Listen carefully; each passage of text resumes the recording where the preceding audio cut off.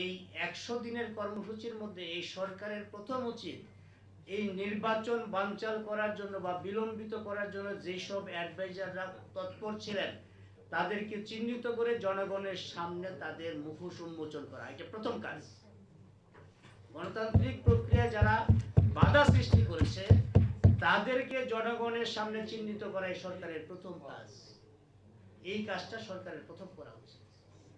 দ্বিতীয় কাজ, সরকার কিছু করেছেন, সরকারের মধ্যে জনপ্রশাসনে যারা এই পর্যন্ত সরকারের সুবিধাভোগী সচিবরা আছেন, যারা চুক্তিভিত্তিক ছিলেন তাদেরকে বাদ দিয়েছেন। আমাদের সশস্ত্র বাহিনীকে বিতর্কিত করার জন্য সশস্ত্র বাহিনীর ভিতরে যেসব কর্মকর্তারা নির্বাচন বানচাল অথবা একটা বিশেষ রাজনৈতিক দলের পক্ষ নিয়েছিলেন তাদের ব্যাপারেও সরকার একটা যথাযথ পদক্ষেপ নিয়েছে, সেই কারণে সরকারকে ধন্যবাদ। আরেকটা, জনগণের পক্ষ থেকে যে কথাটা আমি বলতে চাই, জনগণ শান্তি চায়।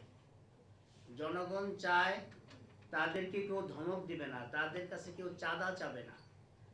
সরকারি দলের নেতা কর্মীদেরকে সরকার যেভাবে দেখবে সাধারণ মানুষকেও একই রকম ভাবে দেখতে হবে।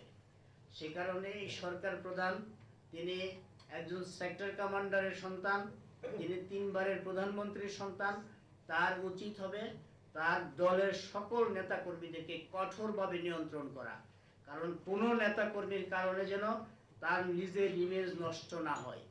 নেতা কর্মীর কারণে যদি ইমেজ নষ্ট হয়, জনগণ আগামী বছর যখন আগামী ইলেকশনে তিনি যখন যাবেন, জনগণ কিন্তু জবাব দিয়ে দিবে, সেটা মাথায় রাখতে হবে।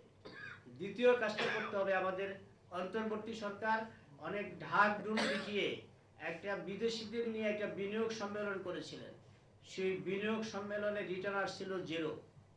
এই সরকারের উচিত দেশীয় বিনিয়োগকারী, দেশীয় শিল্পপতি যারা, তাদেরকে নিয়ে একটি সম্মেলন করে দেশের শিল্প প্রতিষ্ঠান কিভাবে বাড়ানো যায়, দেশে কিভাবে কর্মসংস্থান করানো যায়, দেশের ব্যবসায়ীদের কি সমস্যা আছে সেই সমস্যা শুনে বাংলাদেশের মধ্যে নতুন শিল্প বিপ্লব গড়ে তোলা।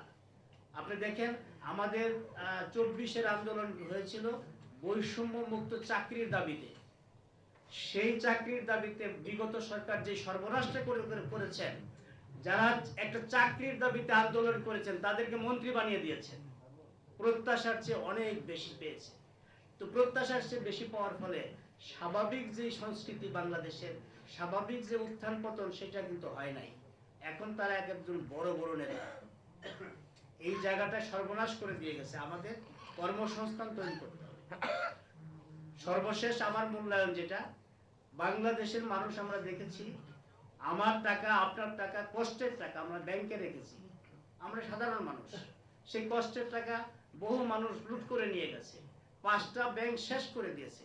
5টা ব্যাংকের একত্রিত করা হয়েছে। 5টা ব্যাংকে যারা ফিক্সড ডিপোজিট করে রেখেছে তারা আগামী 5 বছরের মধ্যে সেই টাকা উঠাইতে পারবে না।